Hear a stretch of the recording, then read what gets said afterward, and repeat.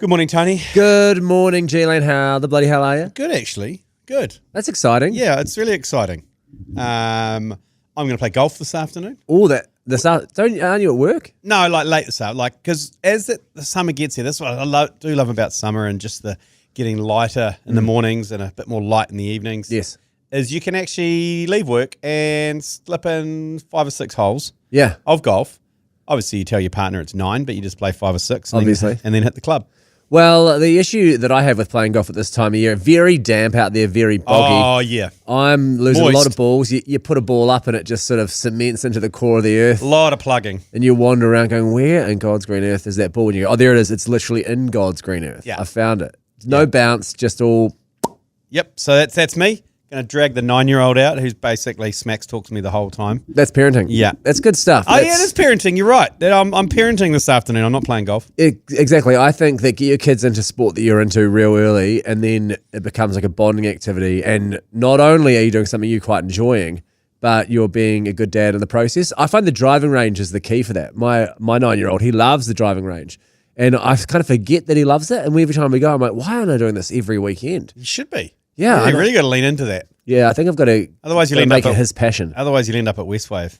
Yeah, Westwave is no good. No formal response from Westwave after yesterday's podcast, by the way. I thought I might have got an email saying, listen, we're understaffed.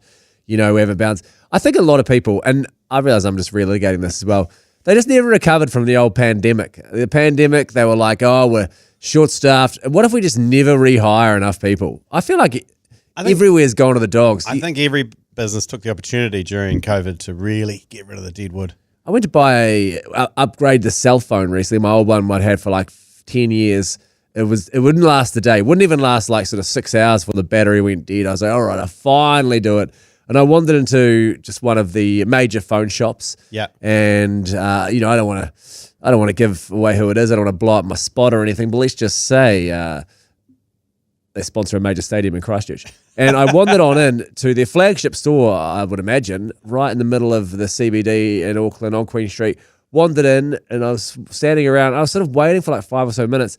And then I realized there was only one person working, sort of like a 19-year-old guy. And there was probably 20 customers in there lurking around. And I was like, this is just never going to happen. I could actually be in here for 6 hours before I even get served. There was no one else. It's hard to find good people these days, Tony. I mean, surely we can. I feel like everyone's talking about how there's a job unemployment crisis. I mean, I don't really read the news, but I catch a vibe every so often. And everyone's saying, oh, it's unemployment crisis. Everyone's unemployment's through the roof. But why New Zealand? They could sort the problem immediately. Get more than one person. One person just see. I know this name of the shop is One New Zealand, but I don't think that's how many people you're allowed to employ. Yeah, I think that's you've nailed it. Yeah. Get a few more. It was chaos. I sit around. I reckon I stood there for 20 minutes, and then thought I just can't, because I also knew that once the process started, that would probably also take quite a while. You know, there's always forms to fill in, and you got to any process these days. Anytime you buy anything, you got about 8 forms to fill in. And I thought, I just can't. It's going to be here for 2 or 3 hours. And I went to a different store and they had maybe 4 people and it still took 2 hours. So, I cut my losses in half, but, got a nice new phone out of it. So that's nice. Excellent. Well, it's a bit of a sporting Sahara Tuesday. There's not a hell of a lot going on. There's just lots of anticipation around this Sunday. Yeah, there's bits and bobs floating around. And we've got a couple of little things to chat about. A couple of little bits of, what is the bad bit of meat called? Like the gristle? Gristle, a couple bits of gristle to gnaw on. Yeah, that's right. I tell you what I am mildly concerned about is the video got put out of the Agenda podcast of me talking about filling up an expired condom and sculling it at a rugby club. I did see that. It seems to have gained some sort of traction online, if you can say that. I don't want to say viral. No. But it's also ended up in the inbox of a number of acquaintances. Yes. My wife included. Oh, great. Well, this is always the issue that I have with this particular podcast is it's a real crapshoot of what is going to be clipped up and put online. And sometimes I will finish and I'll go, oh, that was a really fun podcast. There's a couple of bits I wouldn't mind, Do I regret saying that? Sure. Yeah. But we carry on and I'm sure they'll put the funniest bits in. Oh, yeah. And then I see the bits they post. It's always the bits I'm like, oh, fuck. It's always me pumping in the shower or kissing your dad on the lips. Kissing your dad on the lips. And those things aren't related, by the way. But, you just, I don't know how Joe Jury does it if he actually looks through and tries to humiliate. I think it's us AI as best does he it. can. I think he's got an AI program, yeah. We're getting clipped up by AI. Yeah. We're getting shamed by AI. Correct. This is how Skynet starts. It starts by telling you you're sculling out of a condom, and before you know it, it's nuking the White House. Okay, live from the Export Beer Garden Studios. This is the Agenda Podcast for Tuesday, the 18th of August. The Agenda Podcast, the home of sporting nonsense and claptrap. Brought to you by Export Ultra. So the noise coming out of South Africa a little bit. I heard a press conference with the South African coach. Yes. Complete madman. And talking about, obviously the narrative by the New Zealand media over there is that South Africa are just trying to slow everything down. Yeah. And we're just trying to speed things up. And the South Africans will just try and suck the life out of everything. Yeah, they're making fun of us for our attitude, like we're trying to save rugby. Yeah. That's been a lot of the chat of, the saviors of rugby are here. No, but it's also, I don't think it's the saviors. It's like, maybe we want to play entertaining rugby.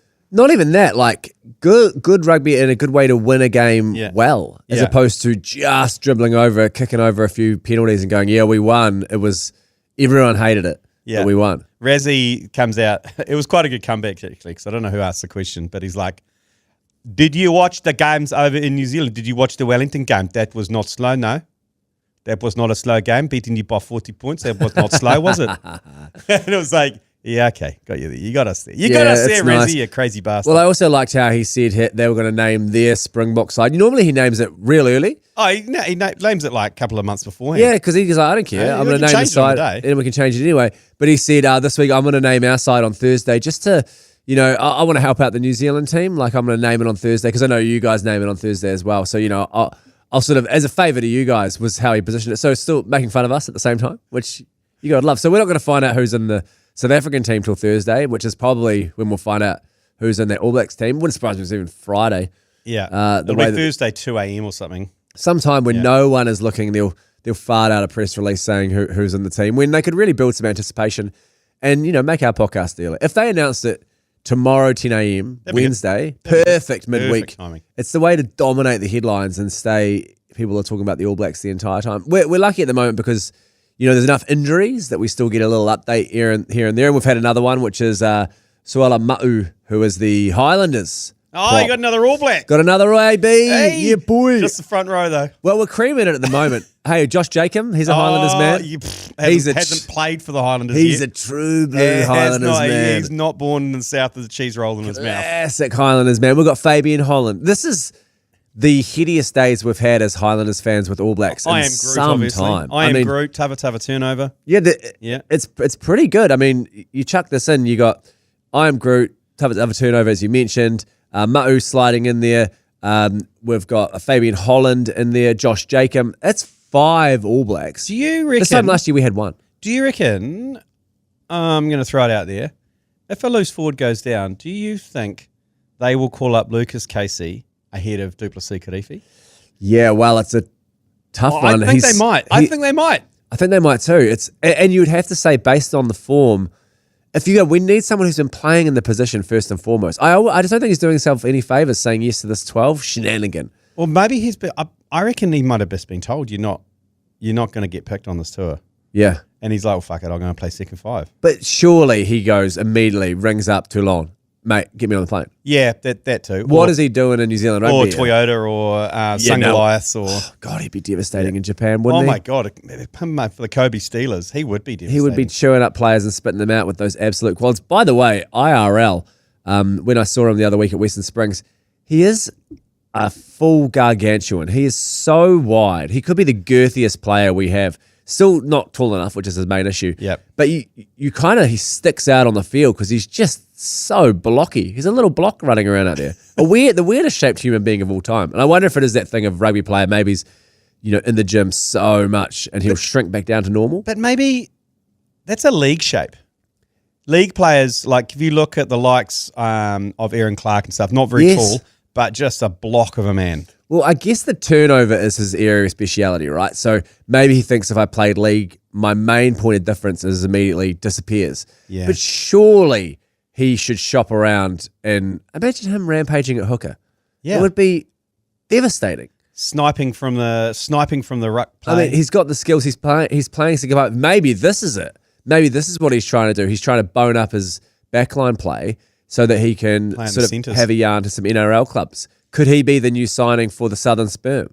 Well, yeah, the headline sponsor for this headline marquee signing. The marquee signing, he's For the heading to Sperm. Christchurch, Duplessis Karifi. I've talked myself into this idea of him playing league. he's the perfect. You go, mate, you're not going to Shape. play for the All Blacks. But what if you go earn a shitload, play in the NRL? Surely he could wander into an NRL team. Fuck it. Who Yeah. wouldn't want him? Yeah, I don't know. Yeah, I know he's got no experience, but I mean, When was the last time we saw a proper? Like, when was the last time we saw a rugby convert go over and? Well- like, you got the winger for the Roosters, but like a forward, like a loose forward. Forward isn't springing to mind. I mean, there's been a couple for the Storm. They've pinched a couple of New Zealand Sevens players, both wingers, I do believe, who play for the Storm at the moment, are former New Zealand Sevens players. Yeah. Which is, and I know one of them's coming back. Is that Warlow? No, is it Warlow? His name is absolutely escaping me just due to the fact that I'm a big dumb idiot.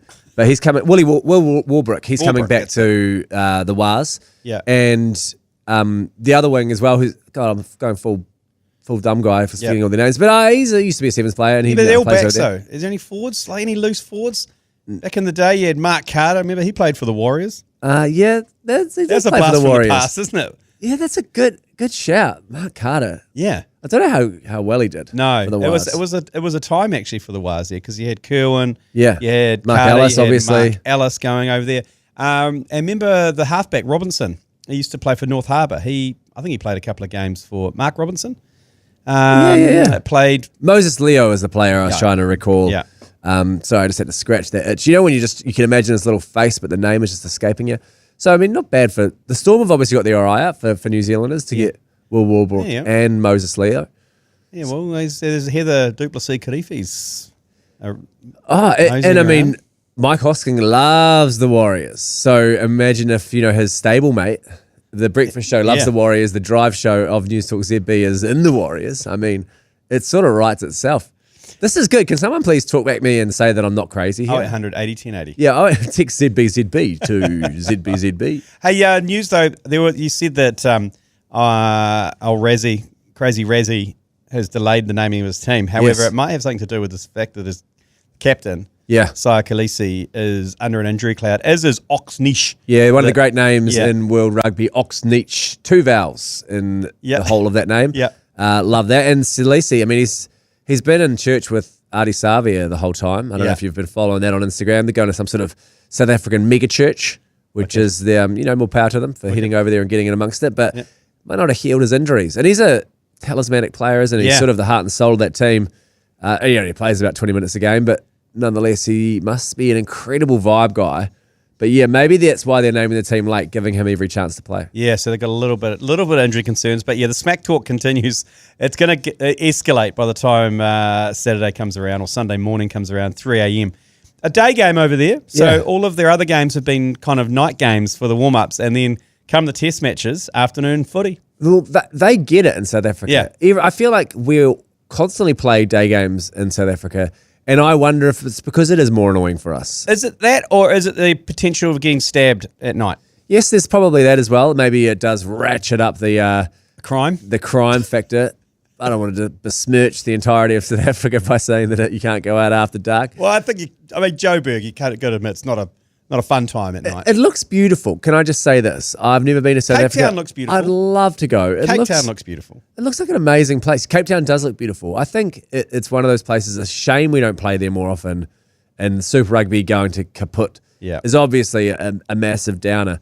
And it also sort of stops the ability for, us sort of hangers-on who work in sports media to cruise over there. But, I mean, what a place to go. I feel like it's one of those places at some stage you need a bucket list trip to South Africa to watch either cricket or rugby. I think I'd rather go to cricket and go watch a test match. Yeah. At Newlands or something. Was it Newlands? No, what's the name of the famous ground there surrounded by trees?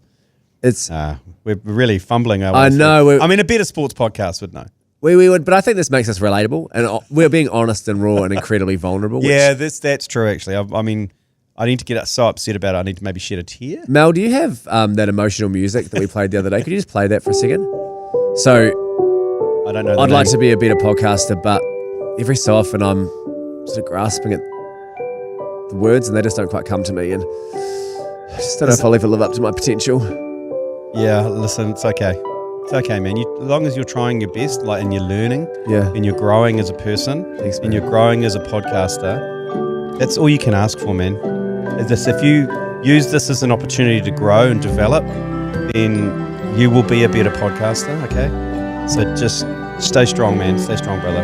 I love you. Love you, man. Yeah. Okay, Warriors. See, clip that shit up. Where's the AI? Clip that shit Put up, that man. online. Us being incredibly vulnerable and crying. That'll go meanwhile, it's just us being like, I shoved a vacuum cleaner up my ass once at a rugby initiation and then bloop, bloop, immediately online. So my dad can see it as he's flicking through AI slop. Who puts vacuum cleaners up there? I just literally looked over and saw a vacuum cleaner. I went full Brick Tamlin from Anchorman. I love lamp. For the record, there's a vacuum cleaner in my eyesight, so I just Dyson. Did you know we're the only ones? Us and Hosking are the only ones that have vacuum cleaner in our studios. Well, that's Yeah. Oh, That's all we Mel's have in giving some huge throw. Oh. It's nice to. Can I just say we received some positive feedback from Mel's inclusion onto the podcast yesterday. It did sound like she was in a hostage situation. Yeah. Someone did say it sounds like someone's been recorded under duress. Like maybe she's in a full jumpsuit and there's sort of two dudes in camo standing either side of her about to be beheaded. But it was appreciated. That's good. So what's the idea behind that? Is that we're more clean than everyone else? No, I don't know why I made that. It's the only similarities between the two studios or shows, to be I think you're honest. saying that we're both take impeccable care of the space. No, he's a clean freak, but ours is just so disgusting. Yeah. That after every broadcast, there's snack-a-chingy chips crushed into the carpet. There's shit everywhere. Yeah, there is often a lot of debris after a simple couple of hours of. The cricket's worse because there's nuts floating around and snacks and shit everywhere. I often find with cricket commentary is that I'm not sure if it's you or Joe or whoever's getting the snacks manage to buy the least conducive snacks to doing commentary. Yeah, It'll be the crunchiest chips, the chewiest lollies. So you put something in it'll be like a pixie caramel, and you're like, well. It's sort of taken me out for 3 overs here while I gnaw my way through this chocolatey treat. It's supposed to be for people who are off here, who are like having a break. But I know we do suffer from a lot of, like Matt Heath, for example, when he eats, he kind of throws it in or near his mouth. Yeah. I don't know if you've noticed. It just kind of, if some of it goes in, and then the rest of it just falls on him and all around him. Yeah, it's always awkward, especially if you're being filmed and you look down and you realise you've got half of the candy bars all over your shirt because you've been chewing badly or sitting by Matt Heath. Yeah, you only discovered recently that you close your mouth while brushing your teeth with an electric toothbrush, because before that it was just spraying everywhere. And he'd come to work and he had toothpaste all over his face. I saw him once with toothpaste around his mouth and it was horrific. But you do have to close your mouth. Yeah. Do you know what you don't have to do when you brush your teeth? Don't close your eyes. I find that that's incredibly sensual. I've just found out you can do it in the shower. Oh, I always do it in the shower. I've never done it in the shower before. Now I'm scrubbing away like Billy-O in the shower. Well, here we go. Here's my ultimate life hack. I have 2 toothbrushes. I have one toothbrush that goes on the sink and one that sits in the shower. What? No. That's the scrubbing brush. What else is the scrubbing brush for? By the wire brush. Yeah, just go up the backside. No, I have one in the shower, and I'll brush my teeth in the shower in the morning, and then at night time I brush it looking at myself dead in the eyes in the mirror. Oh, you really mix it up. Maintaining eye contact, I think, is the best way to do it with yourself. You look in the mirror and just tabs. Hey, now tell me this: are you a flosser? Yep. Yeah. Yeah, not every day. Not every day. No, when I can remember. You're a wide man. Yeah. I floss every night, and now I've got to the point where if I don't floss, I feel weird. I dirty. I don't feel like complete. Do you floss while you floss? Too hard. Your arms are in use. Okay. But I can floss. I can do the Fortnite floss. Never played Fortnite, but can do the. I mean, it's really not hard. There's absolutely munters kids all over over the world doing it, but yeah, I can throw a floss down. Okay, but let's get things back on track. Oh, yes, for a second. The Warriors.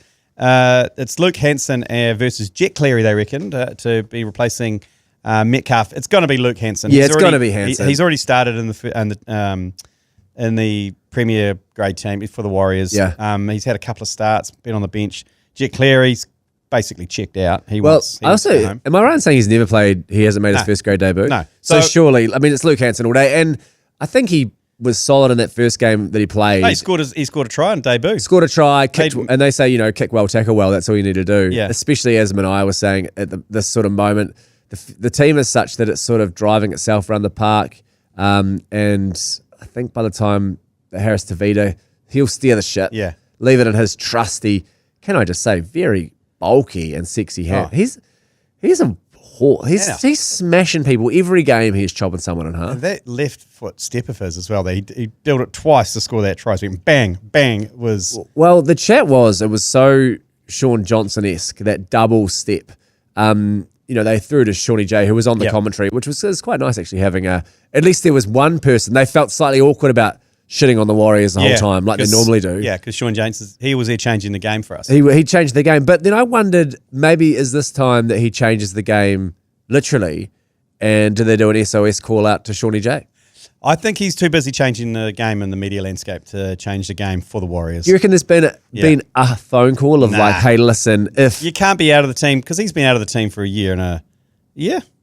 Year and a bit. So I don't think you can go back into NRL. Over a year and a bit, your body gets used to sitting in a spa and getting massaged and sitting on a couch, changing the game. I don't know. Sitting in the lounge. I reckon we get him out of the lounge. Just that cheeky phone call of like, listen, mate, just stay ready.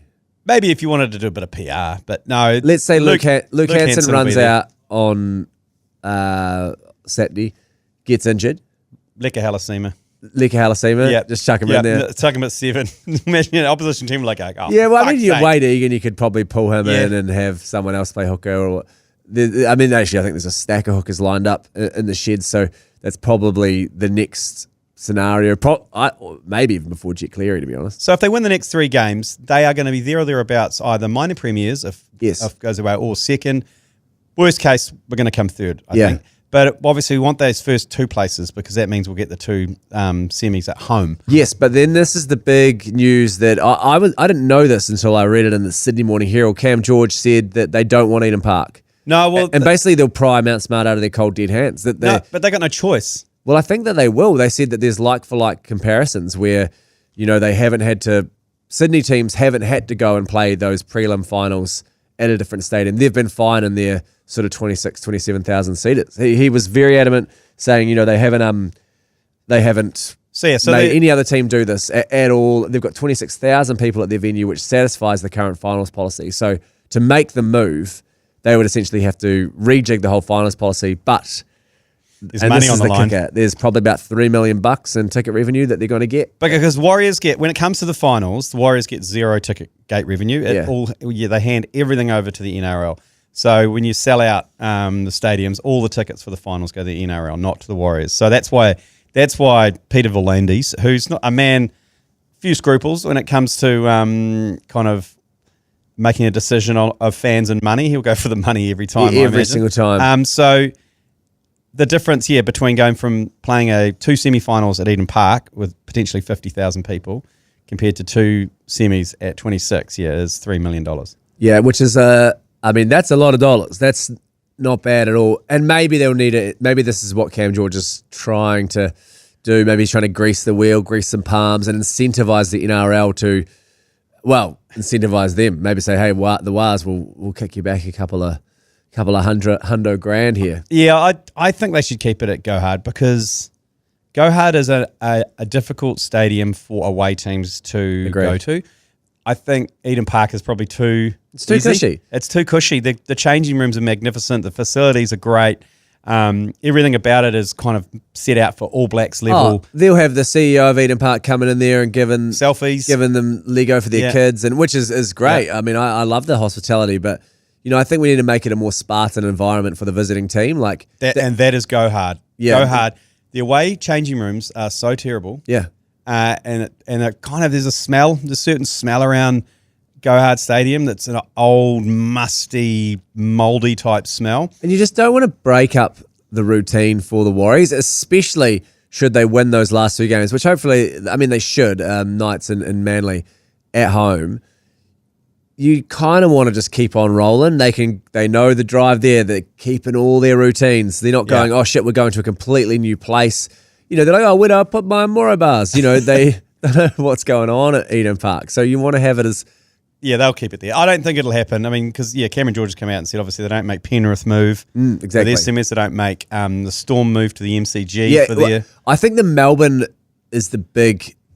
That's the big That's the comparison for precedent, me. yeah. When you go, if the Storm don't have to leave old Amy Park, then we shouldn't either. The thing is though, the big difference is the fact that they could sell at Eden Park twice. They could Easily, whereas there's no way in Melbourne they would even sell at their own park, I don't reckon, let alone the MCG. Yeah, the G's a bit of a step up, isn't it? $100,000. Yeah, that's why I think that's the only thing in the back of their mind is they know they could sell Eden Park out twice for the Warriors. And that's what, I don't know how Cameron George is going to have to work some sweet angles with Volandis. Yeah, I also think it's going to have to be a weird conversation. I also selfishly just wouldn't mind it being in Eden Park because I feel like it makes it more possible I'd get a ticket. It's sad to say the same. I was like, I might be able to go along. Yeah, because it just seems so unlikely that I'd get a ticket. I mean, I know everyone's got the same chance.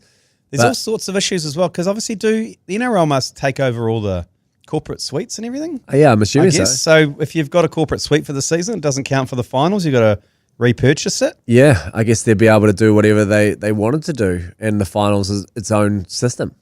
Oh, interesting. That's going to be interesting to see how that plays out. But I guess just qualify first or second after that. I guess we were putting the cart before the horse a little bit here, which actually is not a bad way to carry a cart. Sometimes if you're going uphill, for instance, maybe the cart should be before the horse.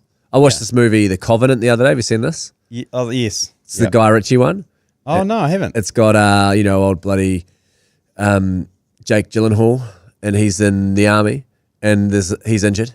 There's a local fella, the translator, who's pushing him around on a cart, and he tries to push him up this giant stony hill, and he has the cart before the man. He's pushing it up, and the whole time I'm like, what are you doing, mate? You can't put the He's cart really before the horse. struggling. He's sweating. He's a bald fella as well, so there's a lot of sweat on the noggin. And I'm like, mate, you're putting the cart before the horse. Literally, you need going up a hill, drag that cart, my friend. Right, we'll take a quick break. We'll be back. Mandatory NPC update. Geez, if it wasn't for the NPC, Tony Lyall, we didn't have much to talk about, but I'm quite enjoying the NPCs. Obviously, there's a different level of policy around marketing your teams. Probably a lot looser. There's probably people in there that have been given a bit of bigger license than I feel like the Super Rugby teams is a bit stage managed in terms of its promotion, whereas at the NPC guys can do like, fuck it, let's just put out a post fucking looking like the Silence of the Lambs from Northern Rugby, you know what I mean? Like, it's a great poster. It's the Silence of the Lamb poster, but instead of Jodie Foster's face with the little moth over it, it's the Larry the Lamb from the Canterbury NPC mascot. And I guess they're trying to silence the lambs down there. And I think it's that one where social media managers these days pretty good. And I think they're getting better with Super Rugby. They understand that it's all part of the packaging. It's probably the most important marketing they'll do. And so maybe the NPC ones, they're all gunning for one of these bigger jobs. So they're really hanging it all out there. And there's some of the better pages to follow, the NPC local pages. Yeah, I think they're worth a good follow because I mean, in Super Rugby, they should be the same, but I feel like they're dictated to a bit too much by New Zealand Rugby around, reputation or, don't we want to ruin the reputation of the game and all that kind of bullshit. It's like, exactly. And I mean, the All Blacks are the worst of the worst, where it's, they've probably got the biggest following out of any New Zealand sports franchise. And it's essentially just team lists, some, footage of the players being incredibly vulnerable and sort of talking about their hopes and dreams, and every now and again, some crowd shots, and then scores pre and post match. Yeah, that's sort of it. Where they've got so much access to the players that we love to see. And I will say this, they're getting much better. Yeah. They're getting much better. They got you can't just get better, just fucking change. Yeah. Like, it's pretty easy. You can change it from 100%. one day to the next. Everything happens so slowly. By that stage, they're off watching NBA and NFL. See you later. Or the thing I do like that they are NRL. doing, the All Blacks, is often they'll just chuck the phone and maybe a wee mic to one of the players in the sheds and they just get to wander around and have a chat to the boys. Yeah, And that I'm that into. kind of stuff. And that must be so easy to do. Just so easy. that's what I want to see. Particularly team members that want to get into the media afterwards. I mean, sure, George Chickabow Wow, he's licking his lips. He's although God, he put on some shots in that last Bulls game, which was great to see. That shot off the kickoff really reminded you why he was in there. But I thought he was full transition to the media, and then he gets named back in the team. I thought he was done for. There was no way I saw him heading out on this tour, but Nice to see him in there. A gold star for the Canterbury Rugby promotions team as well, because they've got another Shield defence this weekend, and they're going with a concert.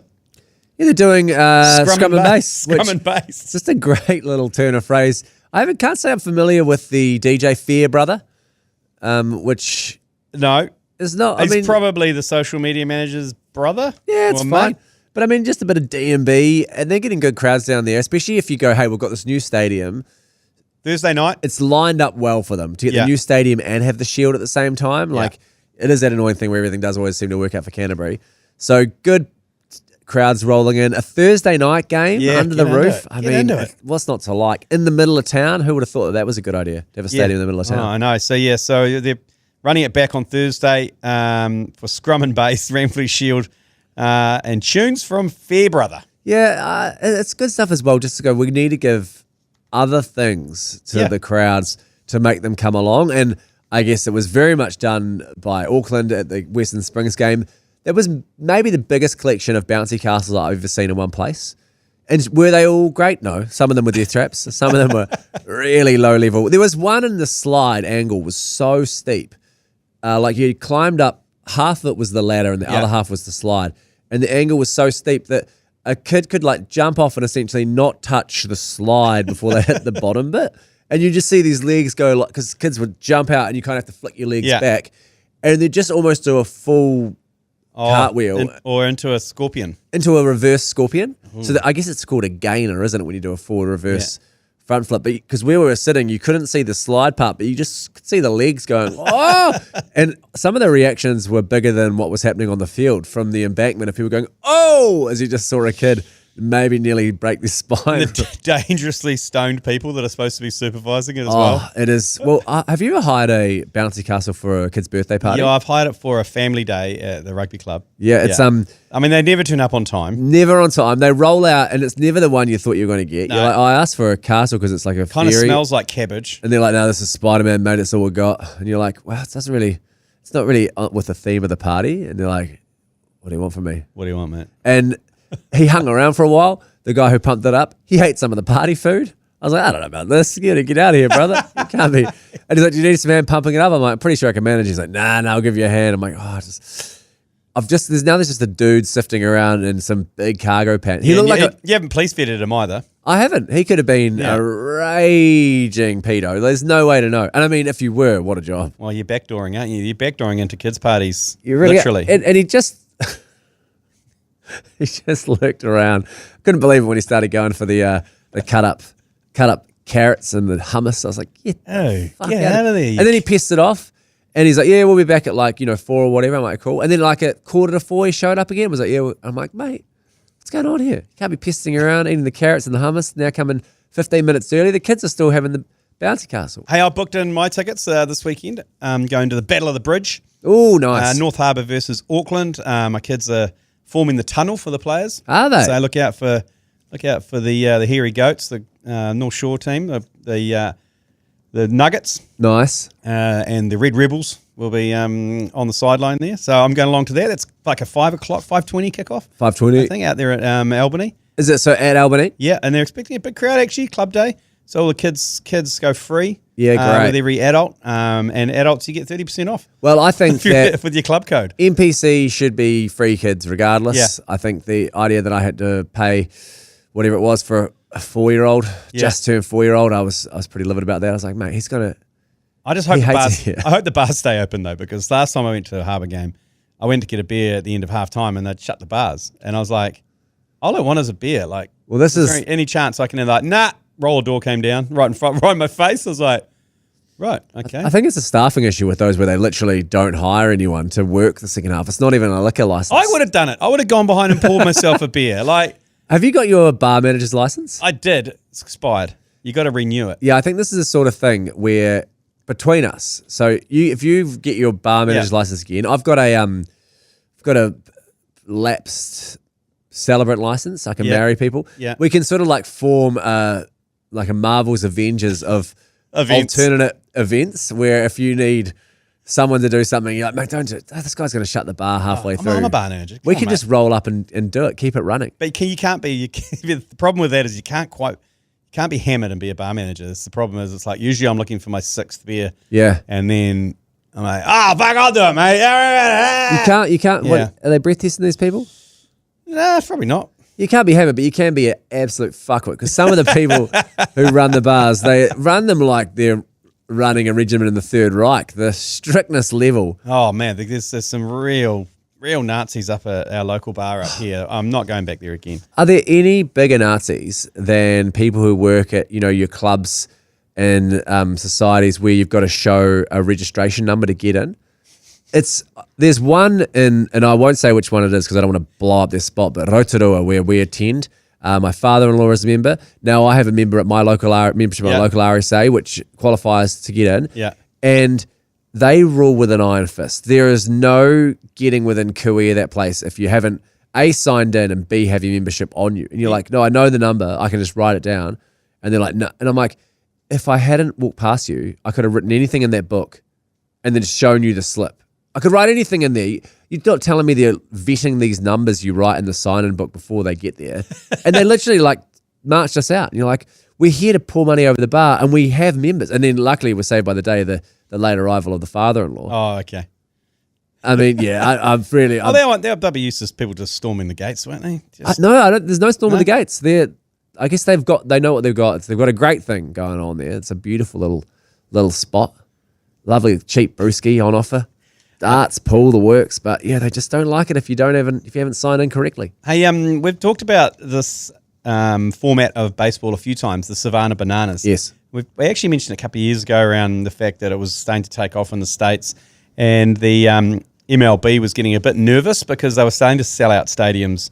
And the Savannah Bananas, if you don't know it, basically it is it's like the Black Clash for baseball, but on another level. Yeah, well, it's like the Black Clash, but without the players aren't washed up. No, these are all kind of fringe professional. Yeah, well, I mean, because MLB players. the league is pretty big, the major league, but there's 350 million people in America, and there's only 40 teams or something like this. So there's so many players who probably could on their day play in the bigs, but just don't get a shot. So there's like this other league where you go, well, I'm as skilled. Yeah, I probably could do it. But maybe I don't have the commitment. Maybe I like recreational substances too much, whatever it may be. So instead of playing in the D League or playing the grade down and sort of being a journeyman, because I think those other leagues are pretty brutal. The guys who are either on the way up or on the way down, I think they play maybe 100 games in sort of a 4 or 5 month span. They're playing every second day, just traveling around, never seeing their families,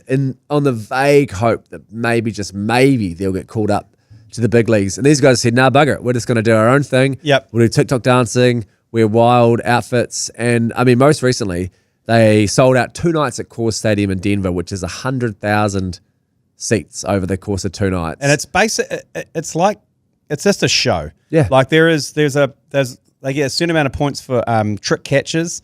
I don't know if you saw that trick pitch the other day that went behind the guy's back. But it's all basically focused on the fans. The guy who runs the Savannah Banana League, or the Banana League it's now called, basically he would watch all the cameras and just work out where people were going throughout the day and any pinch points and anything that was pissing the fans off, or he just basically just change it because he can. Yeah. The tickets are fairly cheap for families. They have entertainment all day, so like an hour before the game they have like live concerts or the Wiggles come out or whatever. Food is relatively cheap as well because they're not making the money off those. Their merchandise goes through the roof. But also the action itself, you can catch a fly ball and the person's out. Which is amazing. From seeing the crowd. Or if it's not caught, you can throw it back in field and run them out. And the ball's still live. Yeah. So you can kind of be part, you can make a play. Yeah, you can be part of the game. Has that ever been mooted for the Black Clash rules, that a fan catches out? Yeah, well, I think the only thing we've mooted really is if that would be good, because I think catching the ball and keeping it can be problematic for the cricket players. For some reason, they get a bit upset about that. If you catch the ball and they have to put a new one in. And yeah, I mean, now that Matt Heath is in here, we can both say terrible idea. Yeah, but you're right. If they caught it and it's out, that'd be quite good. That'd be quite good. And then you make a big catch, even if it's catch it one-handed maybe too. So, because it would be a bit annoying if, Jeff from Te Awamutu dismissed Sir Brian Lara. You'd be going, it's actually No, we don't want that. We'd rather see Brian Lara than some shit house dude in a spa bar. But also a great story from Brian from Taumananui catching a one-hander in the spa to dismiss Sir Brian Lara. That's you got to look at it the other way. That's a great story. You can dine out on that. What I like about the Savannah Bananas as well is that, and on the Instagram bio, it is their like caption is just fans first always. Yes. And I feel like so few teams are like that these days. They're legitimately like that because people say that. Yeah. People say that all the time. I know the fans are really important. No, they're fucking not. Everyone's just paying lip service to it. Well, we are important to teams in as much merch as we buy and tickets we buy. Yeah. And aside from that, they can take or leave it. Yeah. Which is, shown by closing the bar at halftime. Oh, and also by the fact that the catering deals they do with stadiums where everyone's taking a bite. Yeah. Everyone's taking a kickback. And the only people that suffer are the people buying a $18 soggy burger and a $16 warm beer. Yeah, I'm going to say this again because I know I've said it before, but geez, little orbits. You got to get more little orbits in every stadium. The donuts. The little donuts, it's crack cocaine for the kids, and they make you line up for the full duration of a half to get. There's only, you tell me there's only 4 little orbits stations in all of like Auckland for a sold out All Blacks game.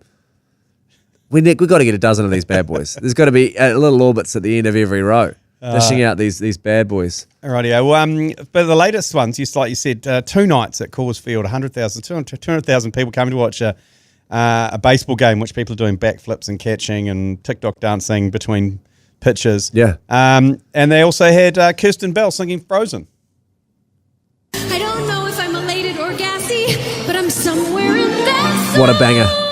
'Cause for the first time. So she's in the crowd. She stood up. Hold on once again. I won't be alone. And as Amanda said, Frozen 38,000 times, it's slightly triggering actually to hear that. But yeah, so they had her mic'd up in the crowd and just that, that classic one where they're doing sort of celebrity spotting. A crowd piece and they're like, oh, there's Kirsten Bell. And then she stands up, belts out a Frozen number. And then I think she got together with another dude and they did the Dirty Dancing song. Oh. The old having the time of my life. Maybe throw the lift in there. Yeah. But just that sort of, they're pouring it in. People are showing up. It's getting massive buy-in. Just that stuff when you go, you're like, how was the game? And you're like, oh, the game was good. But just the entertainment was through the roof. And that is the Black Clash model. It's like, I don't know anyone who actually remembers the details of any of the games. Probably only the players will be like, yeah, I've won 3, lost 1. Yeah. We won last year. And we're like, no one... What, the giant, oversized shield? And the doubly wobbly. Like, I mean, you can't have a game which you get double runs at one point. Nothing can be taken seriously after the double runs scenario. It's just... So, I mean, it's good stuff. It's on ESPN if you've got Sky. The Savannah Bananas? Every now and then you'll see the Banana League come up. And just go have a look. Just go have a watch and see what you think because you get sucked in and all of a sudden... 2 hours later, you're watching baseball, which I never watch. Yeah. It's a good time. Well, I've been trying. That's one of the things that I've decided I'm going to try to do is watch a little bit more American sports, like get into a little bit of baseball and maybe a little bit of NFL. Yeah. Just to because I usually watch it about probably the games before the Super Bowl, then the Super Bowl. And then I go, that was awesome. I'll watch that next year. Then sure enough, it rolls around next year and I neglect to, you got a lot going on in your life. I feel like I should watch more NFL. I've watched so much quarterback on Netflix. Yeah. And I've watched so much Pat McAfee and listened to so many kind of Pablo Torre podcasts that I feel like I know a lot about. The NFL. supporting characters. I don't know the rules still. I always think maybe a good way to get into it is if I just became just started watching college ball and I'm like, all right, I'm just going to just watch that. Forget the NFL. Just watch college football, which is just as good. I guess it's I guess the equivalent would be like the Super Rugby version of NFL, and the NFL's like international rugby. A lot of people prefer the college football for the NFL. Well, yeah, I guess the teams have, they're so ingrained, and you can go to the school and go support them, go watch them. And so I'm like, maybe I'll get into college ball and just get back a random team and just see how it goes. When they say college, it's university teams. Yeah, university. Yeah, you're not pesting around like a high school. No. I wouldn't be pesting around at a high school at all. Although speaking of college football, have you seen the video that was doing the rounds yesterday of this game of college soccer in the States and a fairly innocuous tackle occurs? Yes, I saw it. And then the defender knocks the other guy to the ground, kicks him in the head and punches him about 12 times in the noggin. It was very Michael Bryle on, Yes, on 100%. punts with 1,000 kind of short punches. And everyone in the crowd is just like, what are you doing? Yeah. God, stop. I just think it's stop. I got into a little bit of a hole yesterday with that because I was like, what? God, I found it quite emotional because I just felt for the guy who got hit. He stood up and he was like, you know when you're that age when you must be like 15, 16 and you don't really cry anymore, but every so often something will happen.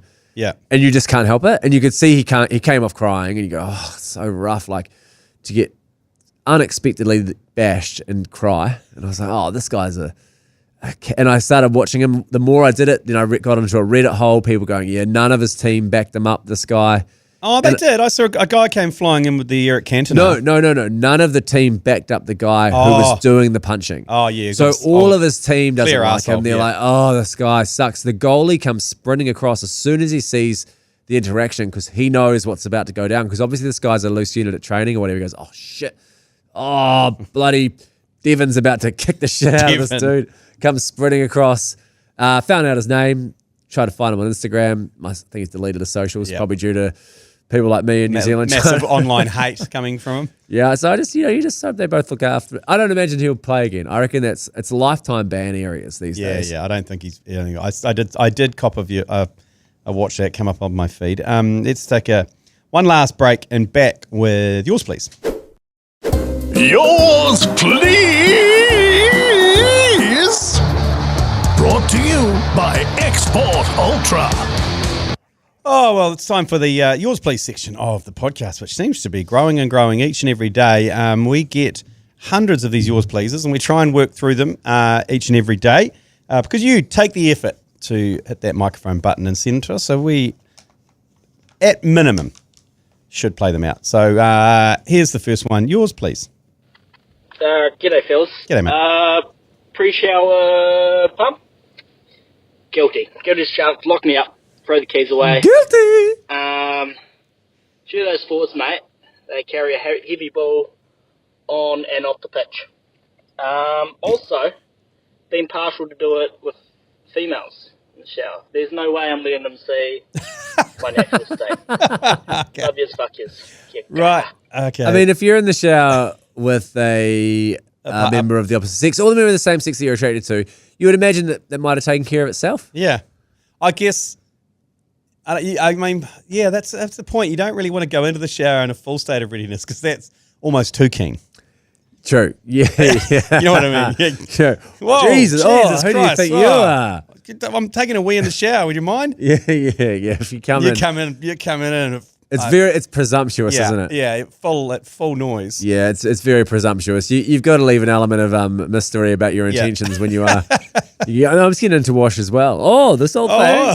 Sorry. If you come in full, there's no. It's a disgrace, quite frankly. But there you go. You've got another member of the pump crew. I know I'm not the only one. There's no, and I'm not. I'm sure you're not, but I don't think it's as common as what you. It's just a little claim. fluff. Just a little fluffing. Well, let's see if there's any more. Yours, please. G'day, fellas. G'day, Nothing sports related here, but I'm just looking at the image of the podcast that you've got, and it looks a lot like the Batman symbol. I know, Tony, you're a big fan of Batman, so once you see it, you can't unsee it. Love yous, fuck yous. Not quite sure what The Batman, It's about this. the ACC logo or the Agenda logo? Yeah, it's hard to tell if you're talking about the ACC logo or the Agenda logo. For me, the Agenda logo is just a shield from my off the It's cuff got memory. whip bat wings, maybe. Why am I a Batman guy? Have I talked about loving Batman? I mean, you've talked about a lot of things, Tony. I can't recall. I mean, I switch off most of the time. Or is it? Yeah. So you may have.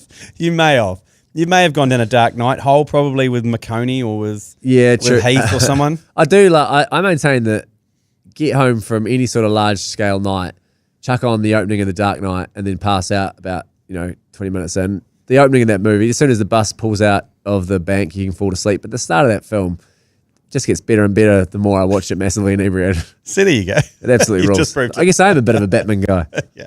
Next one. Yours, please. Oh, too long, mate. I feel your pain. I went to a wedding about an hour out of Melbourne last year. great wedding, but got back to a $270 speeding fine for going 7 k's over the speed limit. And also had a little testimonial on there from someone who was affected by drug driving of all things. Thought to myself, for fuck's sake, give me the lecture or the fine, not both. Then I also had a fee from the car company for them having to send me the fucking ticket. God damn, fucking Australians. Australia is brutal with their car fines. It is outrageous. The amount for all their fines is so much bigger than here. Like, you know, you'll get pestered for a $40 parking fine, and sometimes it'll be like $20, and you go, well, that's about the cost of parking anyway. You know, 70 is getting up there. No region, no warrant. I think they're 200 a pop. But over there, I think basically your lower level fine for any sort of infringement is in the hundreds. So that's what pisses me off about rental car companies as well. That you get done a speeding ticket and then they charge you another $100 for passing it on. That's for me. That seems. What is their role in this? Their role is just passing on a ticket and then making you pay a fee. But they're not incurring anything for those speeding fines. Well, I always think this when you get court costs added to any sort of fine if you neglect to pay it because you've moved house and they've only sent the bills to the last house you no longer live in. It'll be like a $44 court cost, and you're like, who's getting this? Is there a dude in the court who was like, no, catering? I need catering. Are they making little sandwiches for the catering? So the lower level fine for using your phone in Australia, $400. Holy shit! If you get caught, and they've got Australian. Australian. So it's $500. So and they've got cameras at the lights, and if your phone is on your knee or on your lap or within sight, not in a cradle, see that's good. You get the fine. So if my phone is sitting beside me, open, on the passenger seat, they've got the cameras at the lights that shoot through. If it's on, even if it's on maps and it's sitting there not in a cradle, you get the fine. Shit. Which is, well, it was devastating the last time I did a run of gigs there, let me tell you, because I got paid, then had to go pay the fines, and that was about me. Also, I went and played golf on one of the days, and, you know, you're like, oh, sweet, nice little 9 holes of golf. That's a nice way to spend the morning, and didn't realise that the car park I parked in wasn't actually the golf club car park. It was, you know, sometimes the car park will be split in two, but it's not really well signposted, so I just parked in the council car park, which just halfway down changes to the golf club car park. And the golf club's like, you're parking, if you're playing, parking's covered. I'm like, sweet. Got back, and it was about a $250 fine for parking in the car park without paying. It's expensive round of golf. Don't go to Australia. I feel like I've got a lot of complaints these days. This podcast has really just allowed me to get some shit off my chest. I'm normally a happy-go-lucky guy. Yeah, sure. Next one, yours, please.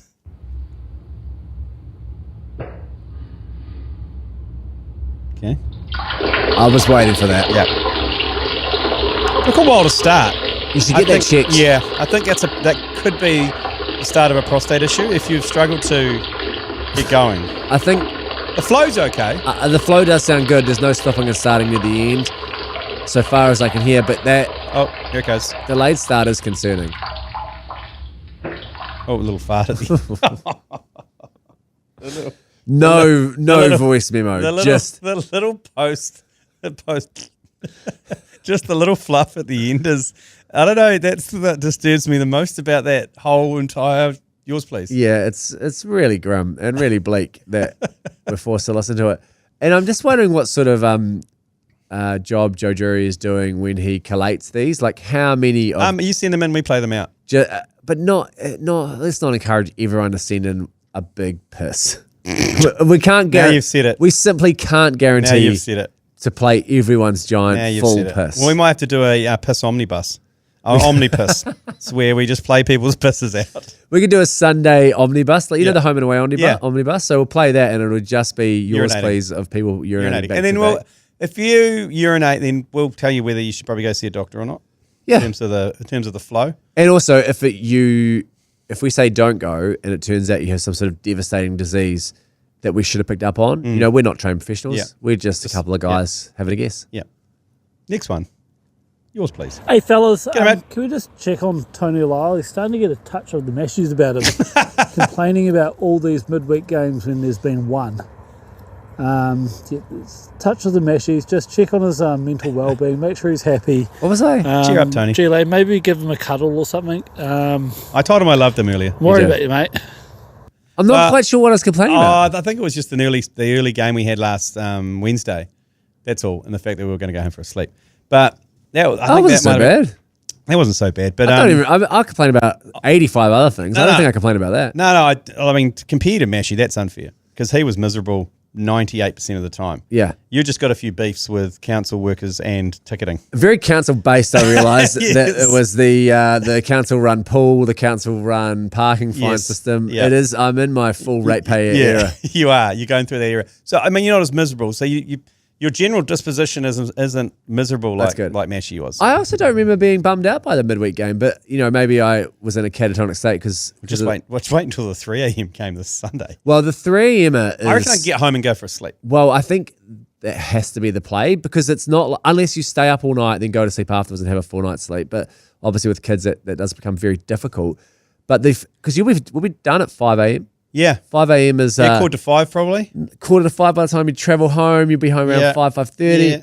You can get another couple hours sleep and then you might wake up and just feel A-okay. If you get we sleep into sort of 8 a.m. I do believe on one of the days, one of the games is Father's Day. Father's Day is on Sunday.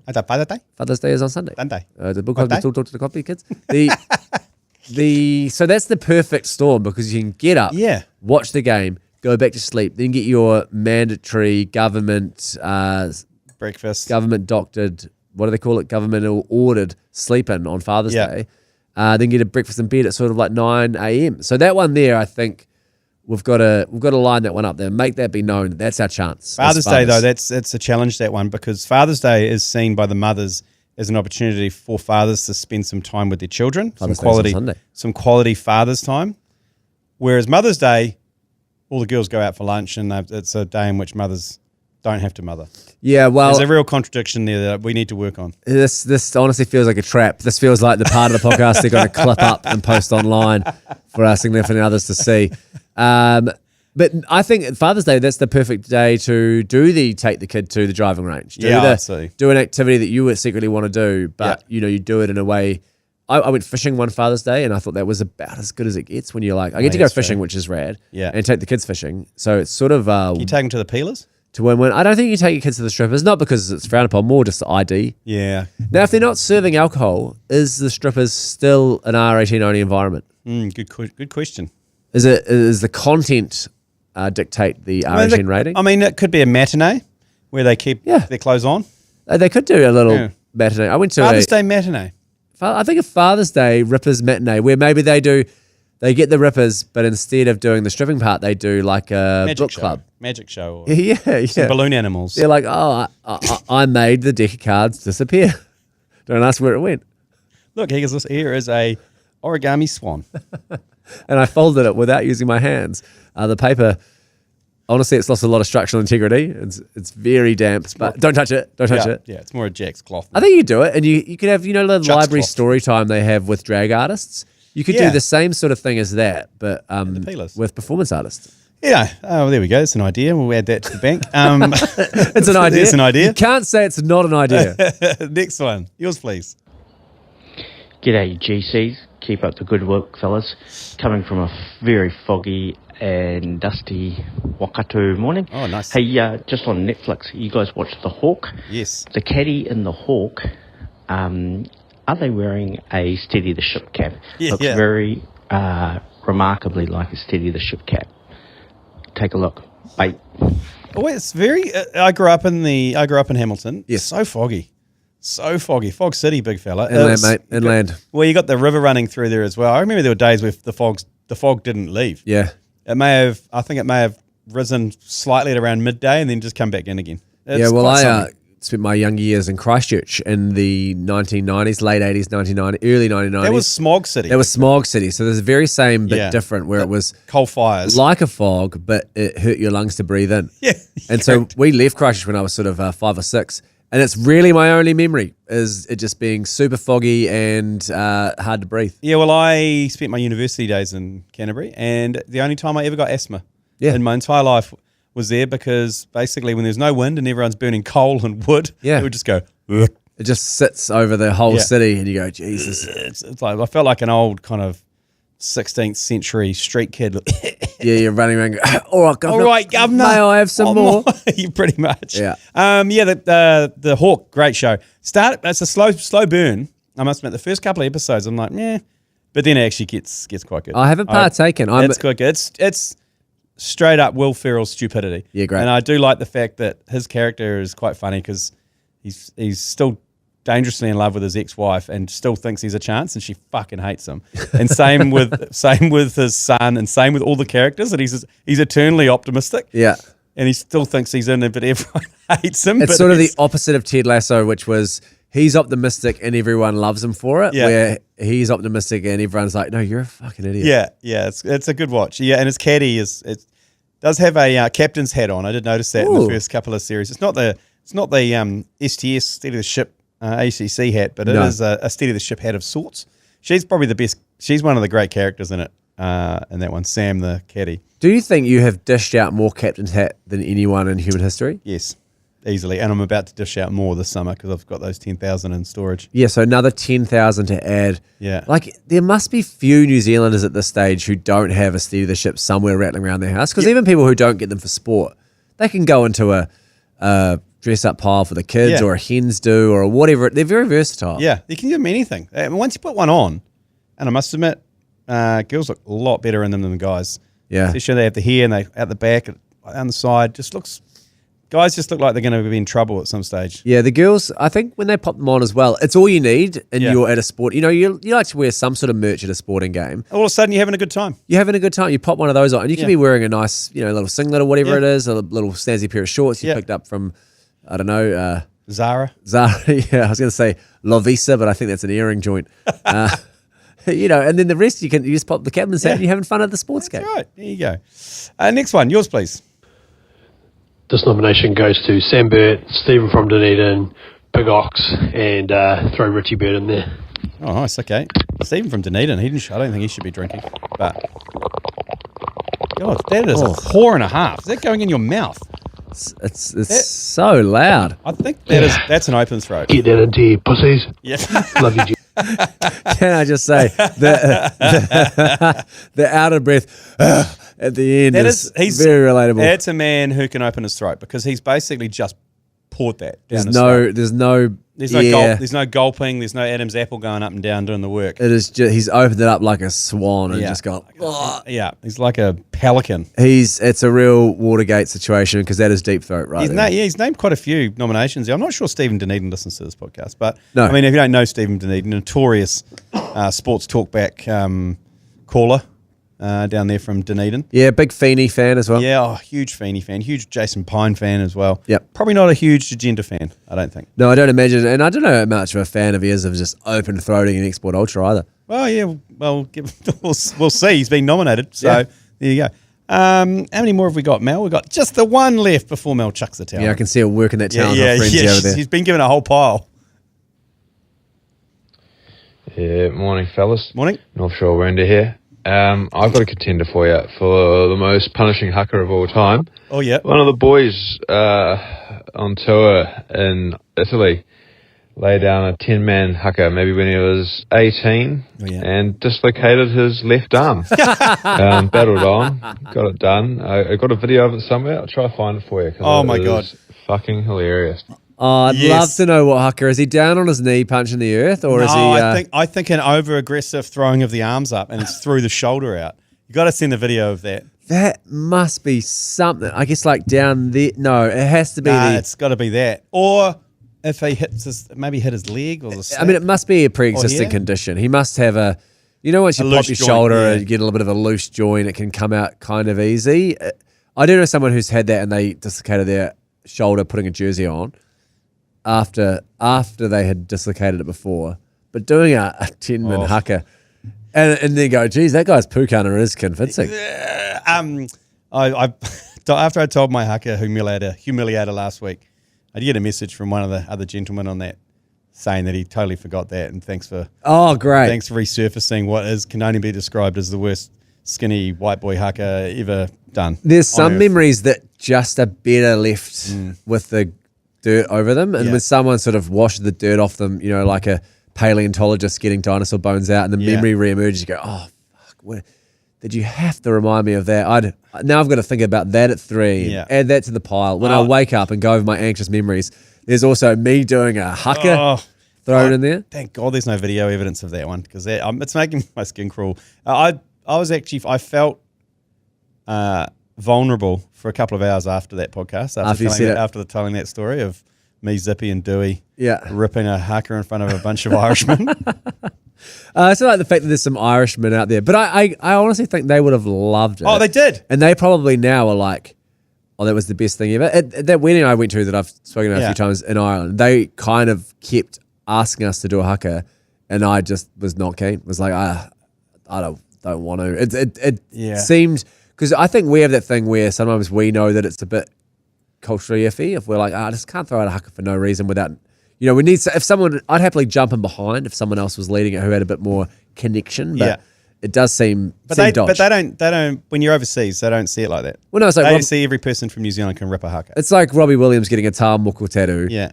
It's more likely for him to have it than for me. You know what I mean? He's like, why wouldn't I get this? And I'm like, oh, it's not. Joe Jury's one of the greats because if there's going to be any sort of awkwardness around a haka or anything cultural, he always somehow accidentally finds himself in the middle of it. I've seen this video. Oh my God, it's quite something. It's quite something. A Joe Jury during a leaving do here at work, and it was a content director leaving Flavour, and Joe was representing Hauraki and the ACC at this leaving do, and he was just at the front getting some sausage rolls, and as Joe does, he was just piling up some Savloys in one hand, and he had a few sausage rolls in the other, and then suddenly Storm Hitawa behind him started ripping into the opening of a haka, and then out of the crowd came 6 or 7 other colleagues and fully into the haka. Meanwhile, Joe is still at the front with handfuls of finger food and he can't get out. So the guy who was leaving is basically standing opposite Joe. Behind Joe is a phalanx of colleagues ripping into what is quite an emotional haka. And Joe Jury with ginger beard and I think he might have had his backpack on. I'm certain he had his backpack on. And he didn't know where to go. He tried to Homer Simpson back into it, but there was a strong V of the haka behind him. They were on the beaches of Troy. There was nowhere to go. He couldn't go forward, and he couldn't go to the sides because there were desks. So poor Joe was just left in no man's land. And I said, you should have just thrown all the pastries in the air and just joined in. It's the only option is, or just hit the deck. You've got to go to ground and crawl out of there on your hands and knees doing an army crawl. That and giving a Nikamura a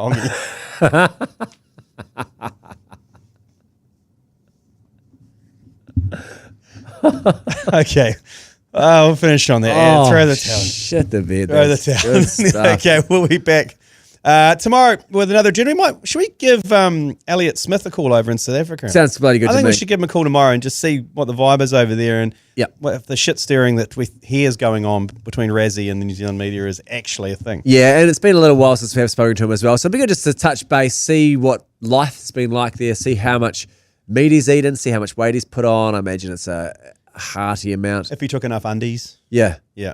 I think he had that covered. But, he only had 11 pairs. A high meat diet that'll surprise the best of us. He only had 11 pairs, and I don't think it's enough when you're away for 7 weeks. You can buy some over there. You can buy some of those. True. You know the rainbow flag Speedo? You've seen them, yes. That Faf de Klerk wears and those sort of characters. I'd get a pair of those if I was over there. Okay, so we'll touch base with them tomorrow about that. Excellent. Okay, well, until then, we'll see you later.